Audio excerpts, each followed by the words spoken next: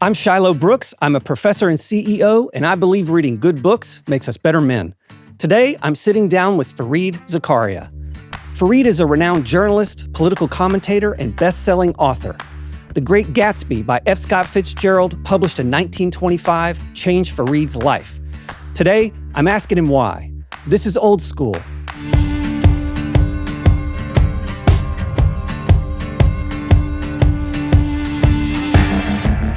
Fareed Zakaria, welcome to Old School. Thank you so much for having me. It's a pleasure to have you. One of the reasons is you've written a lot of books yourself, and this is a podcast about books, and you've got really wide-ranging intellectual interests, which I appreciate. Can you talk a little bit about how you got to CNN with such a wide variety of intellectual interests and how those have shaped you? It's partly because I'm a kind of jack of all trades. I've never been very good at specializing and siloing myself. And I discovered as I was, working as a journalist that it actually helped me to be able to range as widely as my intellectual curiosity. And so, when I was at Yale, I studied history, and I studied a lot of American and European history because I came from India and I wanted to deeply immerse myself in the history of the West. When I got my PhD at Harvard, I did international relations, but I studied a lot of political philosophy. In fact, I taught the required course in those days, which was essentially a course in political philosophy, Locke, Paine, Federalist, Anti-Federalist, that kind of thing, and then a lot of court cases. It was a great course. It was a sort of the theory of America, John Locke, Thomas Jefferson, Tom Paine, Calhoun, who's very important to American democratic theory, and then the application of that theory. So we do a whole bunch of court cases to see how did you take those ideas and apply them. Of course, unfortunately, that course is no longer because it was all dead white men, which I don't think should have disqualified it. But so now you have a kind of optional much worse, in my opinion, smorgasbord of things you can do.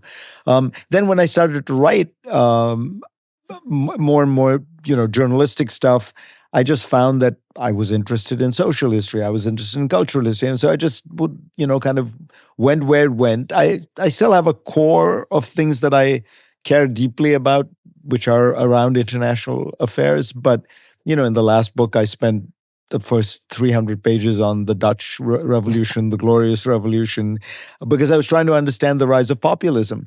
And I just went where, my curiosity took me. Well, let me ask you this, because you have written a book on liberal education. You are a really articulate expositor of the value of liberal education today. Old School really does try to capture the essence of what a liberal education, an old school liberal education is. So I wonder if you might give an account of what that is and why it's valuable today. So the first thing people need to understand about a liberal education is it is not an education that excludes the sciences. A liberal education really means not a trade education. That is not an education designed to a very specific profession. It's a broad, wide-ranging education in art, sciences, humanities, social sciences, whatever.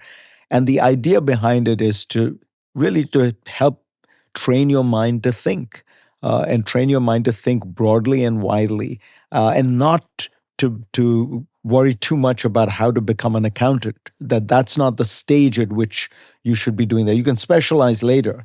And I think the great value to that kind of education is, in today's world particularly, when computers can do so much of the very basic analytic work that so many professions require, from coding to accounting, what is left for us is that broader sense of synthesis, creativity, curiosity. And a liberal education makes you think in that way very deeply. The contrast I always think about is a conversation I had with the then Singapore Minister of Education. And I was asking him, how come Singapore, which does fantastically at all these tests, all the PISA tests, and they basically are number one or number two in everything, and America does pretty badly. And I said, yet we seem to produce so many, inventors, entrepreneurs, composers, And I don't see so many of those in Singapore. And he said, you raise a very important point. Our education system teaches people how to take tests. Right. Your education teaches people how to think. Right. And that may be more important in the long run. Yeah. Yeah, I agree with you. At its best, our education system teaches people, how to think. Occasionally, it teaches them what to think, and then it's not doing its proper job, I suspect. But it's almost antithetical to a liberal education to be told what to think. That's right. I mean, think about Socrates, and the whole idea was always contestation. Every idea has to be viewed as only as good as it can, as in this latest contestation. Yeah, you have chosen for your book on old school, The Great Gatsby. This is a kind of testament to the power of your argument for liberal education. After all, you said you studied international relations, and yet when I asked you to choose a book, you choose what's arguably the greatest, or at least top 5, let's say, so we don't have to offend anyone, top 5 greatest American novels ever. I've been waiting for somebody to choose F. Scott Fitzgerald. The reason is that people often ask me, you do this podcast on books that change people's lives. What's the book that changed your life? Well, that's a Fitzgerald novel. It's called This Side of Paradise. It was written when he was very young, at 23, around at Princeton. Gatsby, a few years later. Can you tell us, when did you find this novel? Where were you? How did it strike you? Absolutely. You asked the right question. Because growing up in India, I went to a very good private school in Bombay, in now Mumbai, where I got a very good education, including in English literature. But it was India, and so my education in English literature was almost entirely in English literature, by which I mean British literature. We particularly grappled with the great British authors who dealt with India, Kipling, E.M. Forster, people like that. But there was a very strong, sort of Chaucer, Shakespeare, Evil and War. When we did modern stuff, it was Auden. But we had really not read much American stuff. So I come to Yale and on a scholarship, and had never really encountered that much American literature. And so I set about, I didn't take a course in it. Just saying to myself, I've got to read the greats in American literature. Old School is proudly brought to you by the Jack Miller Center. In a time when our democracy faces real challenges, one question matters more than ever. Are we preparing the next generation to understand and uphold the principles that define America? At the Jack Miller Center, they believe the answer begins in the classroom. Their mission is bold: to revive the teaching of America's founding ideas, documents, and history on college campuses, in K-12 schools, and beyond. Since 2004, the center has built a national network of over 1,300 scholars who are bringing the American political tradition to life for students across the country. And through their Teach for Freedom campaign, they're working to reach millions more by 2026, our nation's 250th anniversary. Because a strong democracy depends on informed citizens. If you believe in the importance of civic education and want to help prepare the next generation to carry on our democracy, join us at jackmillercenter.org. That's jackmillercenter.org. And I actually started with another Fitzgerald book, which was The Beautiful and the Damned, which I just loved. I thought it was so fascinating and dark and tragic, and yet at the same time, the sort of glittering life of New York. Then I read Gatsby a few years later. Still, I think I was at Yale. To me, it was sort of partly that it made sense of America, it made sense of Yale, it made sense of my immigrant experience in a very profound way. I have to say, most of Fitzgerald, I had that feeling about. But Gatsby in particular, and partly I think Gatsby is one of the most beautifully written novels. And it was striking to me because I had always thought of, again, British literature as being more finely wrought, and that American literature was more like Hemingway, these terse, short, direct sentences that conveyed a great deal, but not lyrical. And yet, Fitzgerald, particularly in Gatsby, is lyrical. Absolutely. And I want to talk more about Fitzgerald's unique style. But take me back. You're at Yale. How long have you been in America when you find this novel? That was I got to Yale at 18. Right. So I'd maybe been in America 2 years. So Gatsby is a real, and you said it made sense of America for you. It's a real cultural sense-making instrument for you in a way. Absolutely. That's interesting, and I think the novel will strike you differently than it does a native-born American. And I'm trying to think how that would be. In other words, you're using it to make sense of something that you're just acclimating to, whereas when we read it, it almost feels like it's part of our blood and DNA in a certain way. It's like it's sometimes difficult. You hold it up and you see yourself in the mirror of Gatsby when you're an American, but you were looking at it to try to make sense of America. That's exactly. a very interesting perspective. So many years later, when I was at Harvard, my PhD advisor was a guy named Sam Huntington. And Huntington wrote a book in I think it was the late 1970s, during the turmoil of the 70s, stagflation, Watergate, everyone thinking America, the protests, race riots. And he wrote this book called American Politics, The Promise of Disharmony. And the last line of that book is just brilliant. And it says, America's critics say that America is a lie. They are wrong. It is not a lie, it is a disappointment. But it can only be a disappointment because it is a hope. Right. That is Gatsby. That's Gatsby. Gatsby is about, when Lionel Trilling rescues Gatsby, we can get into this. Yeah, but Gatsby had gone out of print, and then in 1945, Lionel Trilling writes an introduction to a new edition of Gatsby, and he says it is the quintessential American novel because it is the story of the American dream, of promise, but of unfulfilled promise or something like that. Right. And that idea of a country that is defined by this dream, which is no other country in the world, but also a country that inevitably will always fall short of that dream. That, to me, is so powerfully presented in Gatsby. Well, give us a summary of Gatsby for people who have never read it. And I would say this is probably one of the more widely read American novels. It was, at least for a long time, I assume it still is, although I don't know, assigned in most American high schools as sort of, It is. I have three kids, I can tell you they've all read Gatsby. Yeah. But for somebody out there who's never read it, before we get too deep into it, can you just summarize for them what this book is about in its essence? Sure. It's set in the Jazz Age, I think in 22 or 23.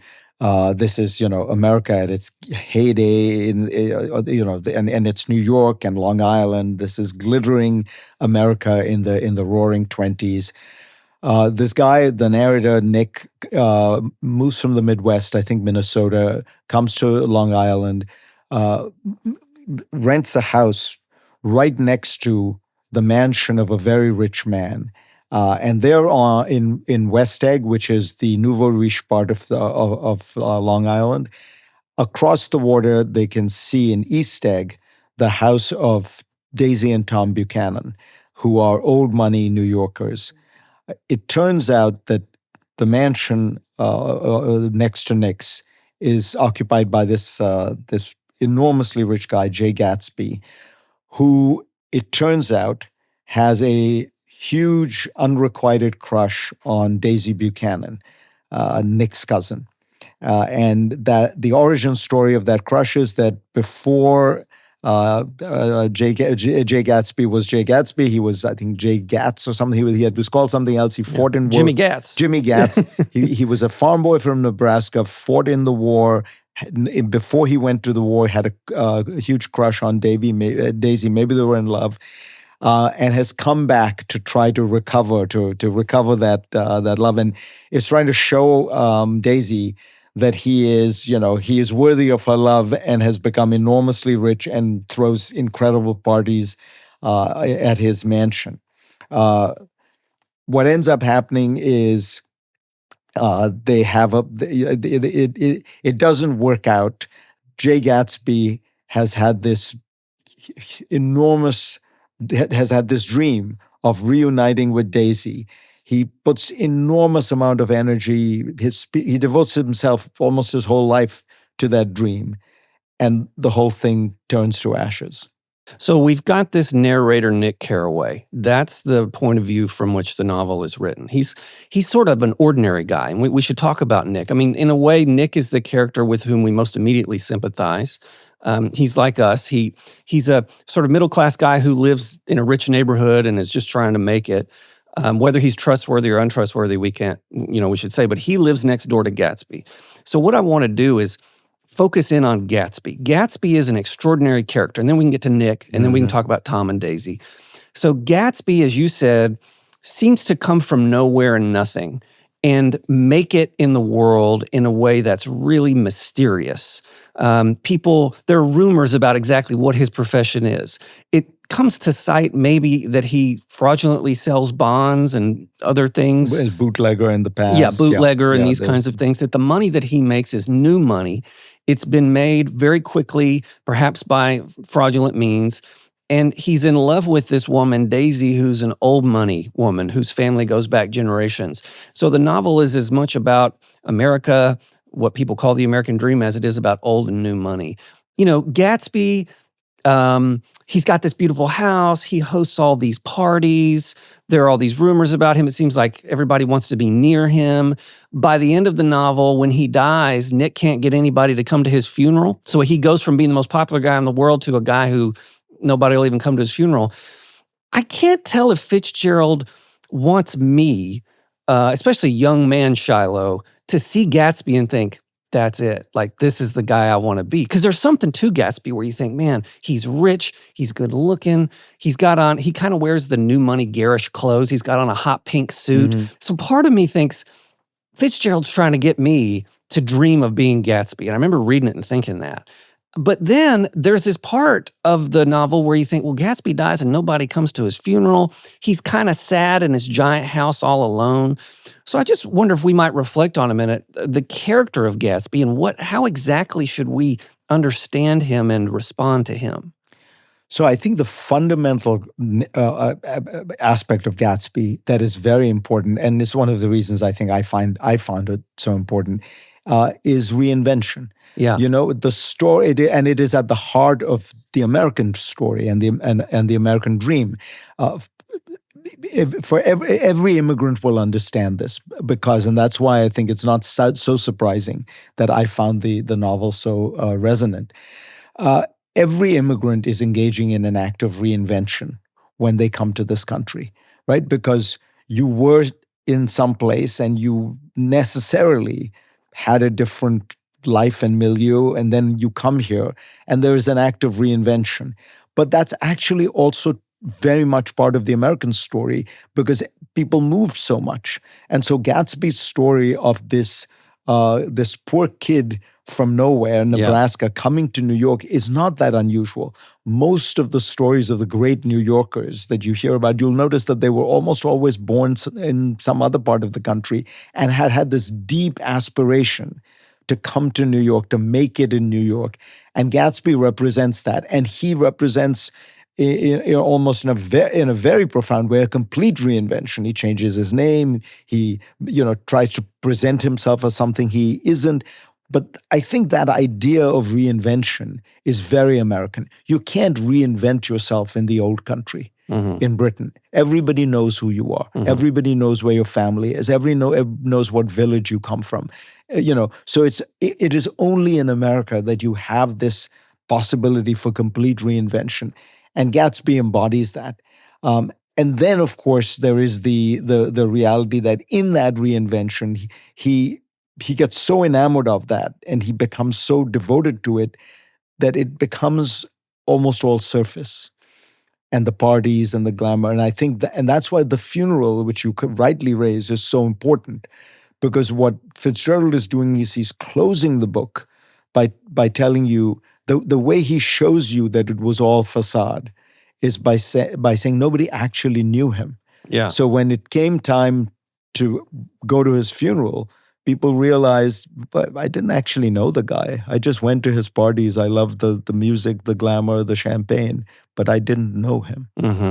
I like what you say about reinvention. I wonder if you would permit me this term, self-making. This is a classic American, you see this, I teach this essay by Frederick Douglass called Self-Made Men. Gatsby is self-made, but it's a bizarre kind of self-making. I think he's from an even more remote place than Nebraska. I think he's from North Dakota. Oh, is it? Right? Okay. I think he's from, which is even more. I mean, who's from, and I love North Dakota. I'll tell you why I think I of love y'all in Nebraska. North Dakota. Because when I came to New York, the person who struck me as the pillar of the New York establishment. Yeah. I worked at Foreign Affairs, my first job at the Council on Foreign Relations. The chairman of the Council on Foreign Relations was Peter G. Peterson, who was had been the CEO of Bell and Howell, then I think the CEO of Lehman Brothers, then founded Blackstone. In the middle was Secretary of Commerce. It turns out that he's a Greek American who grew up in Nebraska. And as he was growing up, he said to me once, his whole life, he wanted to get to New York. And I asked him, of all the things all your successes in life, what was most meaningful to you? He said, the most meaningful to me by far was that I succeeded David Rockefeller as chairman of the Council on Foreign Relations. Right? Yeah. Isn't that's such an American story? I'm in. Self-made, reinvention. Well, see, that's what I mean. And I sympathize with this too. I mean, I'm from the nowhere in Texas, the middle of the plains in the middle of nowhere, and I'm sitting with you in New York. And so when I read Gatsby, and I'd be interested to get your perspective on this as an immigrant, I thought, okay, yes, this is kind of a critique of this guy. Like, I get it. But at the same time, something about him, it was noble to me. This, even with the hot pink suits and nobody coming to the funeral. I feel exactly. So I don't as know you if Fitzgerald was trying to I feel exactly as you do. The thing about Gatsby is he's such a complicated character because he's so attractive on the outside. Look, he's been played by Robert Redford. I know. DiCaprio and DiCaprio. Yeah. Like these are attractive people. You know, you want to be them. And yet there was a hollowness. Yet there was a moral. There was a beauty, and yet a kind of a kind of decay, a decadent element. Right. That's right. And there's that scene or that line where Nick, after everything has gone to pot, and Gatsby has, as you pointed out in your summary, been wrapped up in this thing where this girl Daisy, who he was in love with 5 years ago, ends up in a car with him, and they end up running over a woman and all this stuff, and the whole thing is chaotic, where Nick Carraway, the narrator, who we'll talk about next, turns to Gatsby and says, "You're better than all of them. You're better than everybody, than all these people."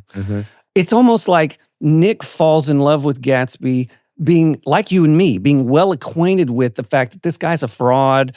There's not a lot of substance there. He's probably a criminal.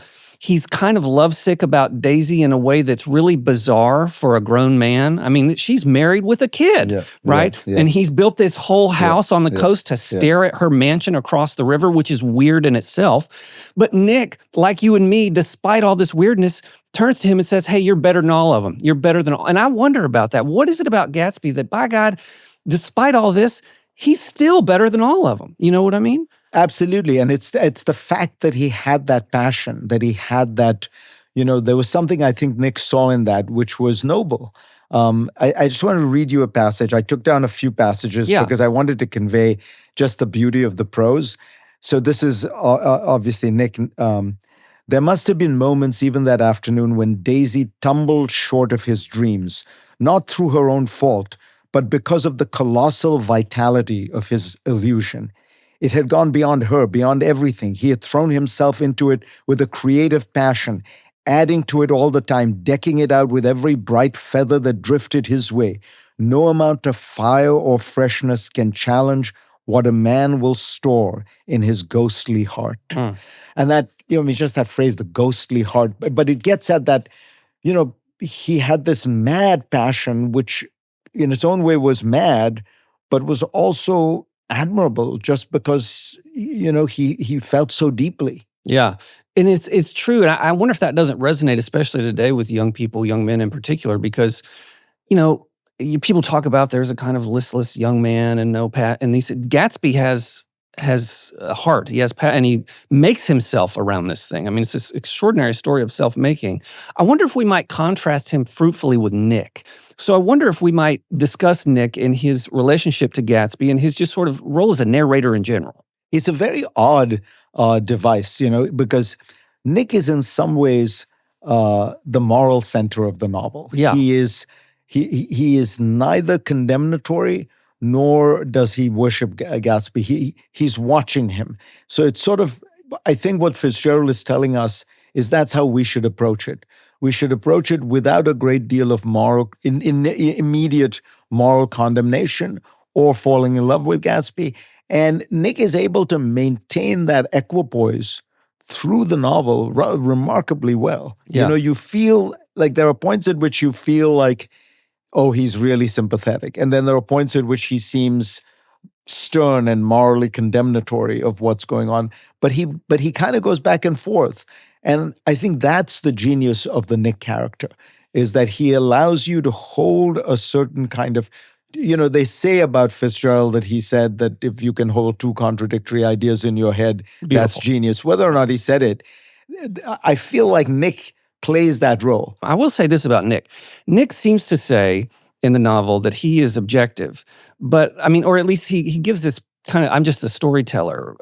There's that kind of mood about him. On the other hand, I did say just a moment ago that Nick condemns everybody and says you're better than all of them. That's a moral judgment. So I do think Nick has certain moral inclinations. The other thing about Nick that kind of bothered me is that Nick is aware of all of the affairs and present for the affairs. So his best friend is this woman, Daisy, and her husband, Tom.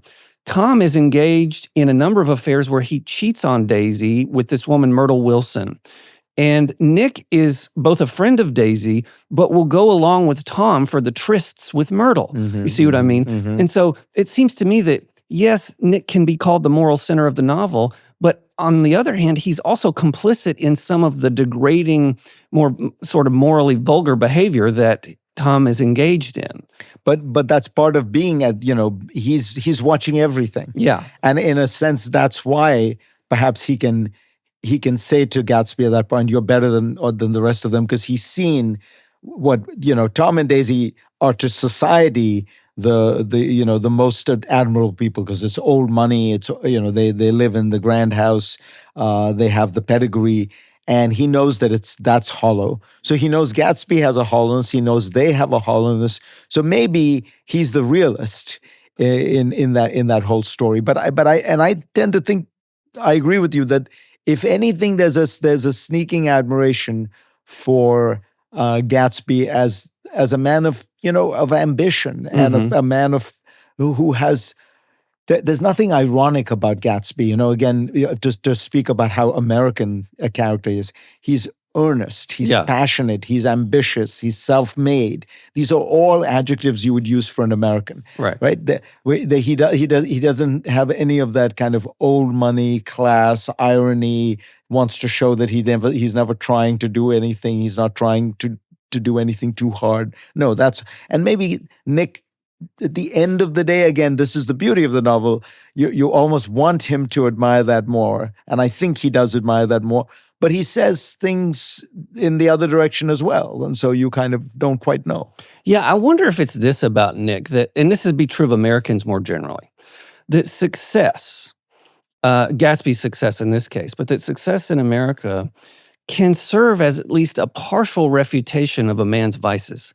By that I mean, yes, he's got X and Y and Z that are wrong with him, but he made himself and he's successful and he's rich. And so there's this kind of American tendency in business and politics to sort of overlook the vices of a person if they are somehow successful. And that seems somehow American to me. Oh, it's hugely American. I think it's to a large extent, it's the only country in which if you become rich, people assume you are also wise. Yeah, that is perfect. not that right. I mean, think about how when the world we're in today, everyone thinks that some tech billionaire is not just a billionaire and didn't just get lucky or is not skilled at making that one app, but is a prophet of the future, is a moralist, can deliver lectures on almost any subject, and people will listen with rapt attention. Yeah, and that's a very American thing. But again, the beauty of Gatsby is you see that, and he airs that in a way. But the heart of the novel is the degree to which that wealth does not buy Gatsby happiness. and it doesn't even get him his dream. Right.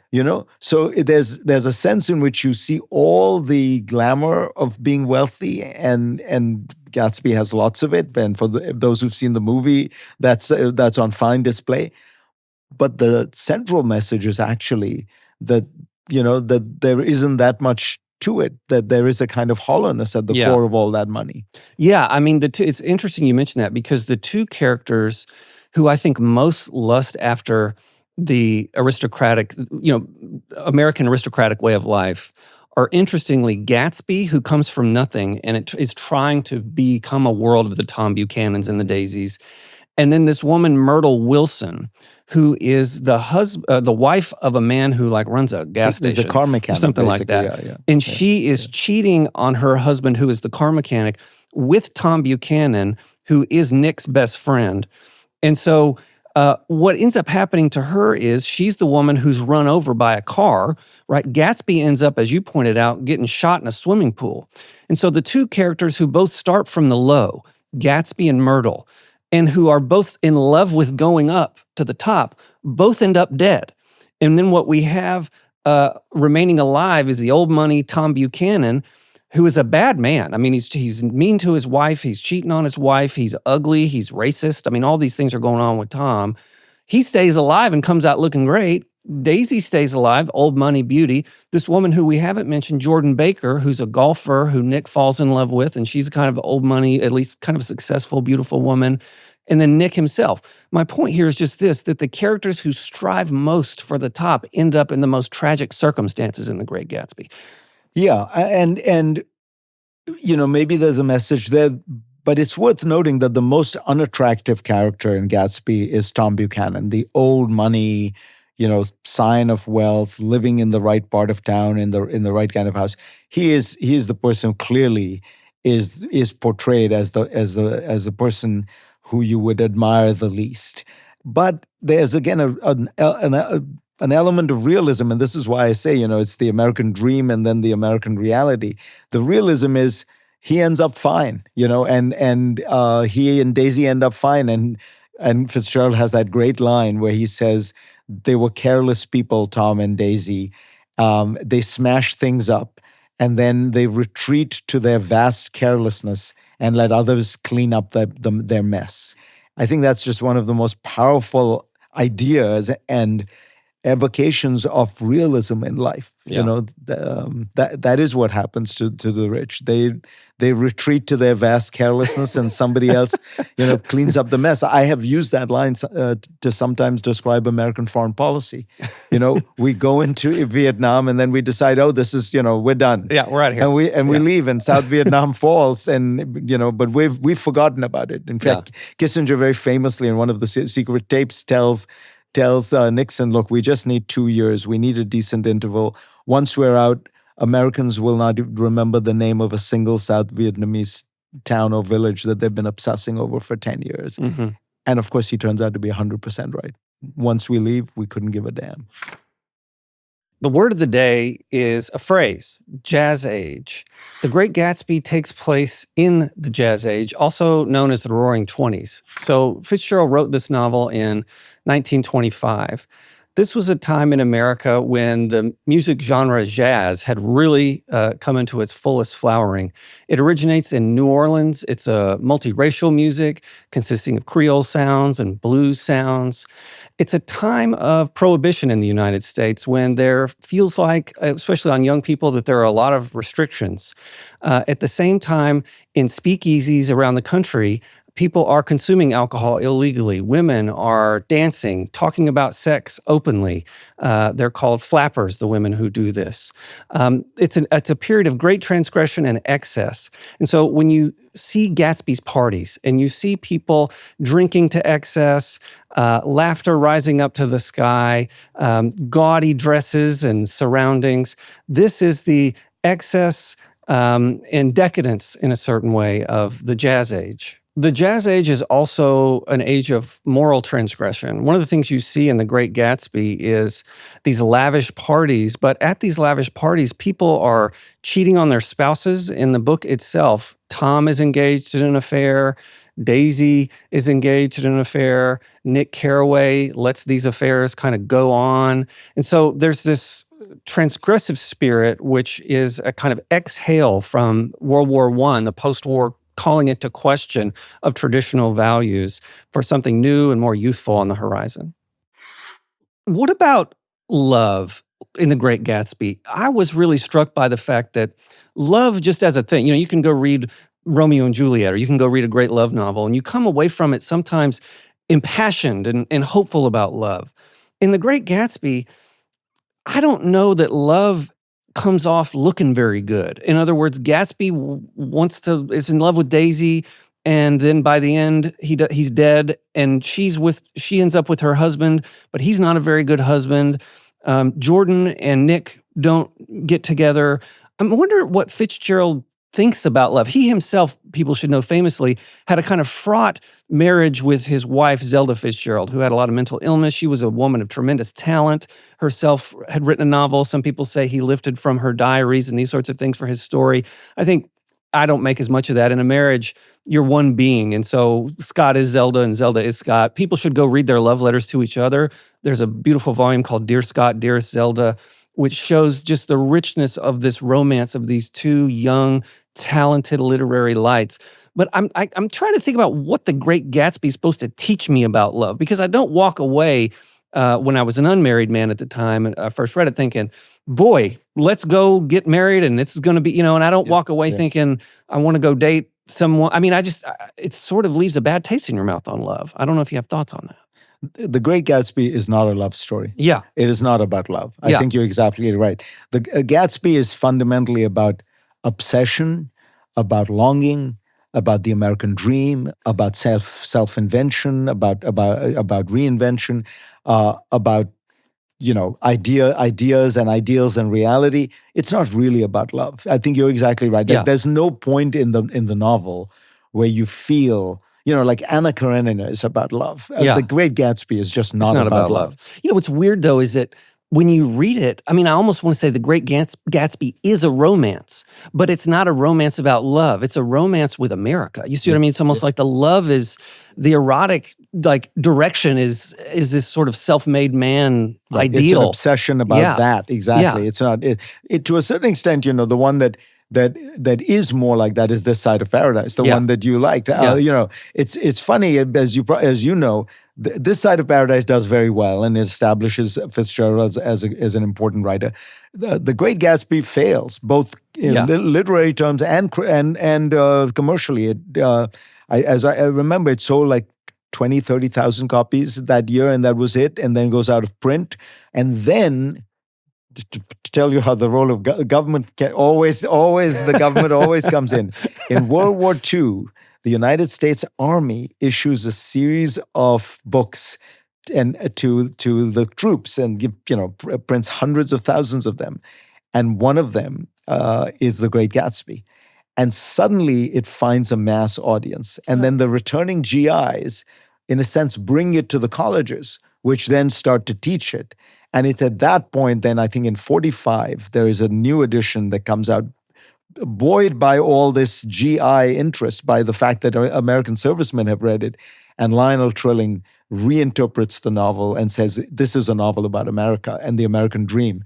And that is what establishes its canonical place in American literature. And I want to tell folks, look, Fitzgerald was 28 when he wrote Gatsby, 23 when he wrote Paradise. So, this is a guy who's 28 years old who's produced an American classic. And I think, a lot of times we talk about, folks in their 20s, they should go, be tech billionaires or something like that. But this was a man who was, singularly devoted to the craft of writing, such that by 28, he had produced a novel that ranks among those of, the Hemingways and the Melvilles and these sorts of things.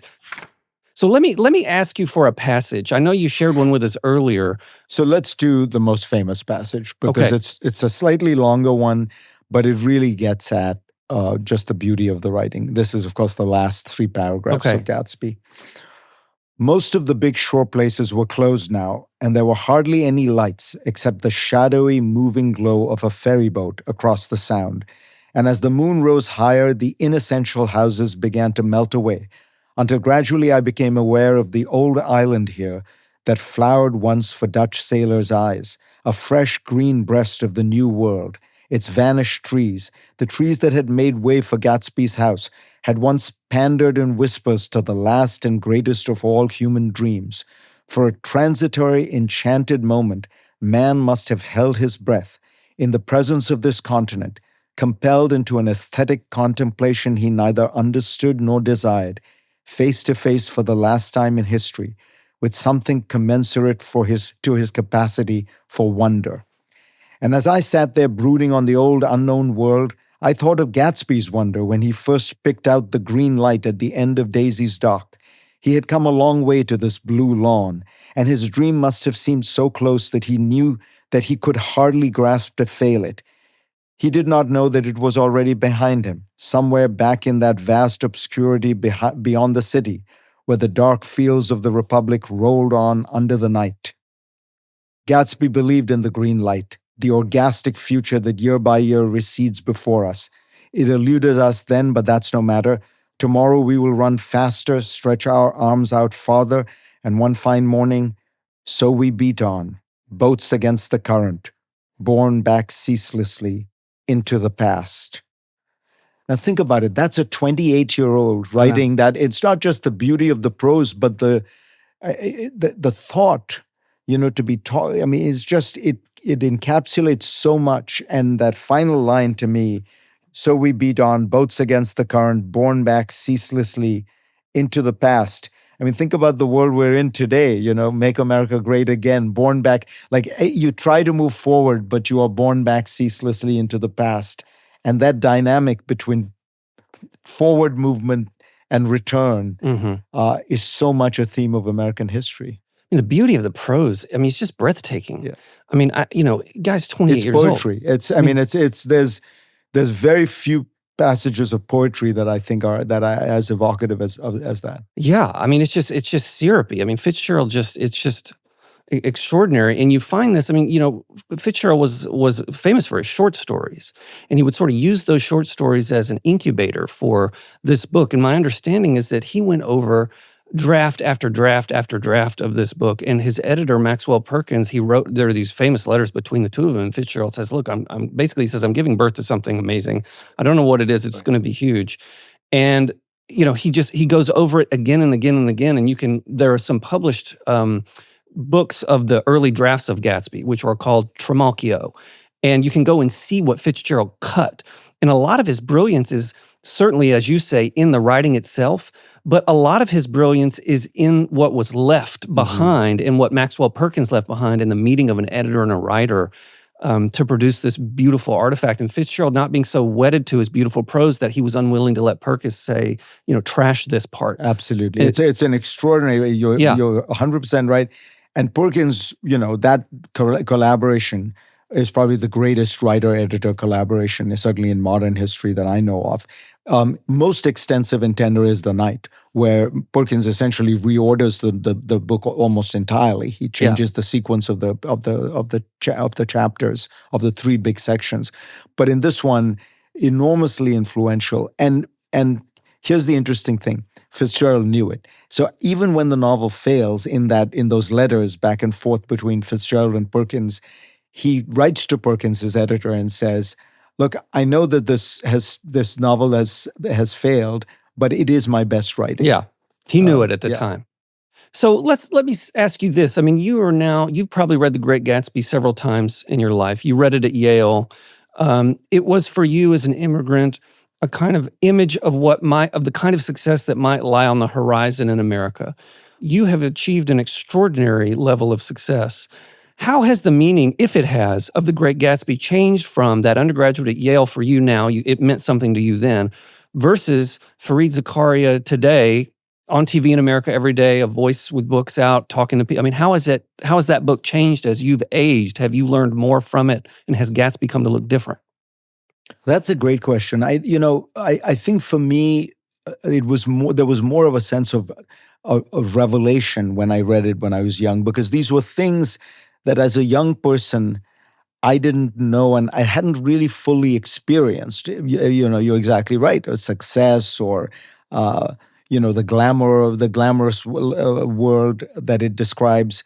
And at this point in my life, I think it kind of has sharpened that idea that money doesn't bring you happiness, that fame doesn't bring you happiness, that you can be hollow inside no matter what the outside looks like.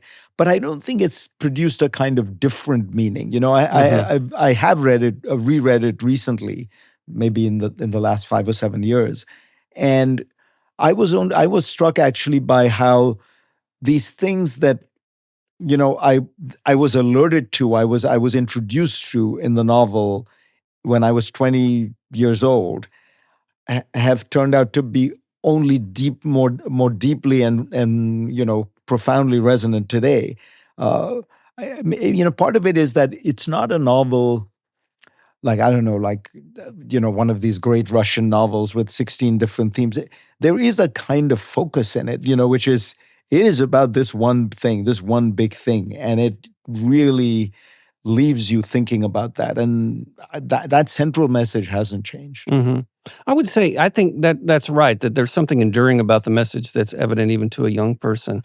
One of the things it's not, people talk about it as the great American novel. Yeah. I don't know, at one level it is because this theme is so American. But when I think of that phrase, when people mean it, to mean something that encompasses the vastness of America, I actually always think of Steinbeck's East of Eden. Oh, sure. With the great story of moving from the East to the West, many subplots, many sub-themes.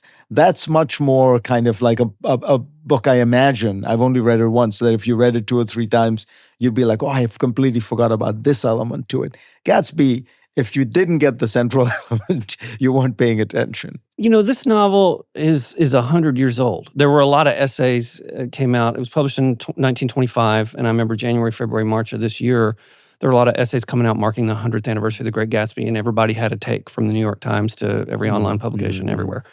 I'm curious what you think about the way this novel resonates 100 years later, because the novel really, at the time, would have acquainted somebody from Fitzgerald's Midwest who read it with the superficiality of cosmopolitan life, wealth and cosmopolitan life. And I think in 100 years later, that superficiality has only been amplified because it's everywhere on the internet and social media in ways that Fitzgerald could have never imagined. Money, beauty, power, and these sorts of things are worshipped as gods almost more ardently than they were, if you can believe it, even in the Jazz Age. You go read Moby Dick, and I love Moby Dick, but there's a whole lot of like arcane language about tying knots, and these sorts of things. And whaling, my God. Yeah, it's not immediately accessible. It's beautiful, and this is not to degrade Moby Dick. It's the best American novel, arguably. But Fitzgerald's Great Gatsby is perennially accessible. Why is that? Because I think Fitzgerald was writing about what I think is the central dilemma of modern life, which is Walter Lippmann wrote a book called A Preface to Morals about the same time, actually. It was in the 20s. I don't remember the exact year. And Lippmann's point was that we have entered a world in which we have lost the sense of certainty that came from faith in God, observance of traditions, reliance on community, of the kind of traditional pillars of what constituted the kind of meaning of life. And that we are now living in a world of doubt. Mm-hmm. And in that world of doubt, everything is a whirl. I think he quotes Aristophanes or somebody. A whirl is king, he says. And what The Great Gatsby is about life in that condition where, having been unmoored from those certainties of the past, and most particularly that overarching ordering of that faith gave, people are trying to construct their own meaning for life. And so is it wealth? Is it fame? Is it glamour? Is it, invention?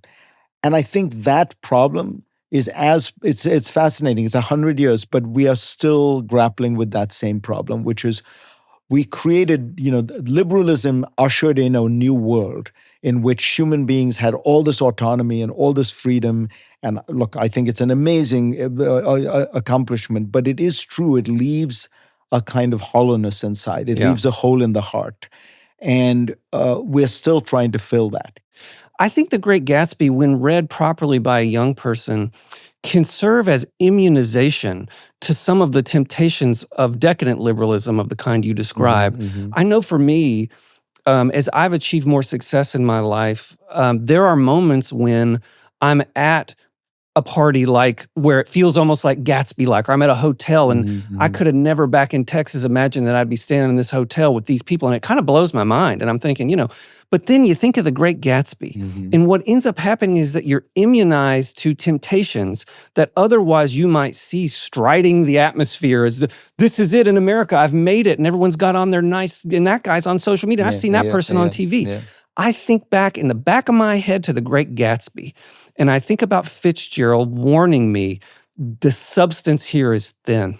And that in that way, I've carried the book with me as a kind of, an immunization to some of the temptations that have come with success. And that's the thing great literature can always do, I think, is to make you aware of, the full range of human emotion, the full range of the human experience. And as a result, I think it always has that feeling of grounding you and making you ask the question, what is real? And absolutely. It doesn't, Gatsby doesn't, and of course no novel can answer the question. No. It can't fill that hole of, so what is, where does true meaning come from? I mean, you're, I think, a political philosopher by training, so you remember McIntyre's book After Virtue. Oh yeah, right. And it's a similar kind of question which Lippmann was asking, which is where so the ability to live in this world of individualism and autonomy and freedom, and somehow to celebrate it. But recognize it isn't everything, and it doesn't give you, true meaning. That's the challenge of modernity, right? Because we're not going to go back to the old way. Just the very fact that we have the choice means it's not, the old way was an imposed one. It was precisely the denial of choice that made everyone believe and adhere and conform. Right. But we have to live in the world of doubt and uncertainty and individual anxiety, and that in a sense is what some of this literature, particularly Gatsby, helps you get through. Lightning round. Do you have time for a few lightning round questions? Of course. All right. So I'm curious, you mentioned that you read The Great Gatsby in college, and you'd come over as an immigrant. So I'm curious, as an immigrant, what was your favorite course that you took in college?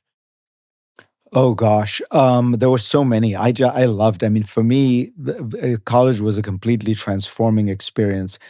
Some of the great history classes I took at Yale, probably the one that stays more vividly in my head was I took a history of the Soviet Union, which was taught by not an academic, but a former East German Communist Party bigwig named Wolfgang Leonhard, who then went on to write books. He was a kind of communist intellectual who had seen the light, and he told the story of communism and the rise and fall of communism in a way that it was, first of all, incredibly dramatic. They were done at the Yale Law School auditorium, 600 people, pin drop silence. We were all sitting at the edge of our seats.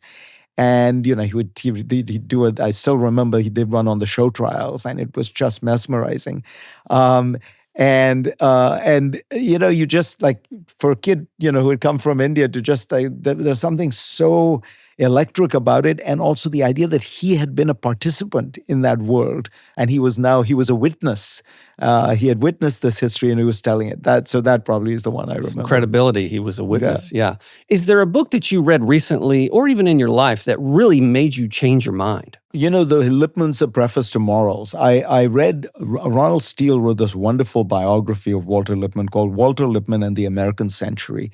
And it's this extraordinary. Lippmann was the most influential American journalist ever, without any question. I mean, he basically helped Woodrow Wilson write the 14 points when he was in his 20s, and then went on to have a 50-year-long career. He was the most widely syndicated, most widely read of any kind of political columnist. But he also wrote great books. And this book, A Preface to Morals, made me understand, much more. I was somebody who was more than happy to just celebrate the break from the past, the advance of liberalism, and liberalism, small L, liberty, individual rights, autonomy, and Lippmann made me realize, no, you lost something very, very big and important, which was that certainty, that faith, that sense of tradition, that sense of community, and that is something to be reckoned with, and it's a big loss. You're talking about thousands of years of history. Mm-hmm. Because I came from India, where when I hear the word community, still I want to reach for an oxygen mask, because I saw those communities. They were narrow, they were hierarchical, they were stultifying. They didn't allow people to think, to be themselves, to live the lives they wanted to. But when coming to America, when reading somebody like Lippmann, made me realize, no, but there's also something you lose when that happens. Mm. Is there a foreign policy myth that people keep returning to over and over again that you would love to just see disappear if you had a magic wand that would go away? Not really, because they exist for a reason. Yeah. The great American dilemma is, we either, for the founding DNA of America is the world is evil, particularly in our minds, Europe, yeah. The machinations of the European great powers. So we have oscillated between believing that we should therefore isolate ourselves from that world and have nothing to do with it. And you still see strains of that, today. Like, these guys are crazy. We're just going to we're going to do our own thing. Or we want to go in and transform the world and make it good. Yeah. Right? So it's the engaging with an imperfect world that has always been the hardest thing for Americans. Mm-hmm. So we want to go to Iraq, and we want to make Iraq a liberal democracy, and it's going to become just like Kansas. Mm-hmm. Or we say, get the hell out of here. These people are crazy. Right. They just want to kill each other. Right. These 1,000-year disputes, who the hell understands them? We have one or the other reaction. It's very difficult to hold that middle ground. Is there something wrong with journalism today, or something that you see in journalism today that you think is problematic? No, I'll be honest with you. I think the thing I see that's problematic is more the consumers of journalism than the producers of journalism. I really do think we're entering a world in which the image has become far more important than the word. And that worries me a lot. I think that, it shortens your time horizon. It privileges sensation and emotion over reason and deliberation. And I never thought too much about it, because I thought in the world of TV and movies, print competed and added a lot to the world. And so you could imagine people watching a movie, but also reading a long essay or a book. In this world of short video, which Instagram and TikTok and all this represent, it's become absolutely clear that it has become a substitute mm-hmm. for the written word, and it's a substitute for thought, and it's a substitute for engagement. Everything can be boiled down to a 90-second TikTok, or something like that. I give you an example of Charlie Kirk. Charlie Kirk, extraordinarily admirable, would go and have these 3-hour sessions at college campuses where he would debate people. But what most people don't know is that he had a 4-person camera crew or something like that who was with him at those things. They would then tape those things and then edit and release 4 60-second encounters mm-hmm. that had taken place. And that's what people, not the 2,000 right. people in campus, but the 20 million people who watched right. watched the 3 60-second episodes. And I think you lose something when a 3-hour encounter that is of deep engagement becomes 3 45-second clips provocatively titled "Charlie Kirk owned the libs," mm-hmm. And that's that's in a sense a metaphor for what has happened. And I'd like us to get back to the 2-hour conversation rather than the 20-second TikTok. Well, Fareed Zakaria, thank you for coming on Old School and sharing F. Scott Fitzgerald's great novel with us. It's a huge pleasure. And you know the novel so well, I should have been interviewing you, but I'll take this as it came. I appreciate it.